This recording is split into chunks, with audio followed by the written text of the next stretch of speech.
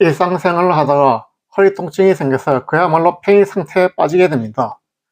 허리 디스크 협착증은 다양한 직업에서 발생하게 되며 요즘 스마트폰을 보고 과대 광고를 보고 병을 고쳐줄 거라 믿고 척추 전문 병원에 가게 됩니다. 이는 그들의 먹잇감이 되며 블록혈에 빠지게 되는 첫 번째 관문입니다. 척추 전문 병원의 과잉 진료는 이미 언론을 통해 널리 알려지고 있습니다.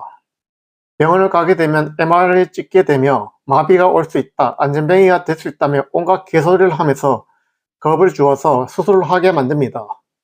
수술비 1000만원을 주고 수술을 하게 됩니다. 경제적으로도 큰 손해를 입게 됩니다.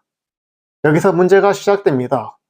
얼마 지나지 않아서 수술한 부위에서 문제가 생겨서 허리 통증이 다시 생기게 되어 다시 병원을 방문하면 첫 번째 MR을 찍게 유도하며 수술은 잘 되었습니다. 진통제 드세요 하고 본인들 책임은 절대 얘기하지 않습니다. 두 번째, 재수술로 유도합니다. 그럼 수술비 1000만원이 또 나갑니다. 환자는 그걸 믿고 수술을 합니다. 시간이 얼마 지나지 않아 허리 통증이 다시 생기게 되어 병원에 가면 의사들은 두 가지 수법을 사용하는데, 첫 번째, 수술은 잘 되었다. 두 번째, 재수술해야 한다며 개소리를 합니다. 이제는 돈만 수천만원 뜯기고 일도 제대로 못하고 그야말로 인생이 망가지게 됩니다. 그들의 재수술은 이미 의료사고가 있다는 것을 의미합니다. 아무것도 모르는 환자들은 당했다는 것을 인지 못하고 재수술을 유도당하는 경우가 허다합니다. 허리 수술했다가 의료사고를 당해서 없었던 하반신 마비, 대소변 장애 증상이 생겨서 장애인이 되는 경우가 많습니다. 또 다른 의료사고는 사망하는 경우입니다. 수술로 이런 장애인이 되는 것과 사망사고를 은폐하고 병원을 계속 운영하는 것입니다. 이럴 경우 병원은 법대로 해라, 배째라는 식으로 나오게 됩니다. 병원들은 천문학적인 돈을 벌 수 있기 때문에 마구잡이로 수술을 하는 것입니다. 이는 비양심적이고 반인륜적인 행위입니다. 인생을 망가뜨리는 것을 본인들도 스스로 분명히 알 텐데 왜 이런 만행을 저지르는 것은 무엇보다도 돈 때문일 것입니다.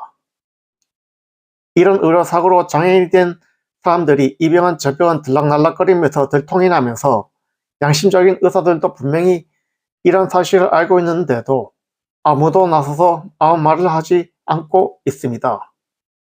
양심적인 의사들은 이런 사실을 모두 알고 있습니다. 마구잡이 허리 수술은 1년에만 17만 건이나 이루어지고 있으니 허리 환자를 양산하고 있습니다. 이는 절대로 있어서도 안 되며 있어서도 안 되는 일입니다. 현대의학으로는 허리 디스크 협착증은 절대로 완치되지 않는 질환입니다. 척추 전문병원은 마구잡이 100% 수술하는 데 비해 대학병원은 10% 정도로 적은 수술 비율을 보입니다. 그럼 허리 수술은 정말 하지 말아야 할까요? 대소변 장애, 발목 마비의 경우 48시간 이내에 응급수술을 하지 않으면 평생 대소변 장애, 발목 마비 상태로 살아야 합니다. 하지만 수술을 하더라도 이 증상이 없어지지 않으면 미쳐버리는 상황이 생겨버립니다. 수술을 해서 증상이 없어졌더라도 수술한 부위가 다시 고장나서 필수로 허리 통증에 시달리게 됩니다. 그러니 대소변 장애, 마비 상태로 사느냐 아니면 수술해서 허리 통증에 시달리며 살 것인가, 둘 중 어떤 게 좋을지 판단하느냐 문제입니다. 하지만 이런 사실을 은폐하고 마구잡이 수술을 하는 의사들은 반성해야 합니다. 의료기술이 발달하지 않은 100년 전, 200년 전, 300년 전으로 되돌아가면 답이 나옵니다. 아무런 의료기술을 적용하지 않으니 허리 수술로 장애인과 사망사고도 발생하지 않으니 진짜 허리 환자가 없었습니다. 의료기술 발달로 더 큰 고통을 주고 있다는 사실이 현재 증명이 되고 있습니다. 이는 국회가 나서서 의사사기꾼들을 처단해야 합니다.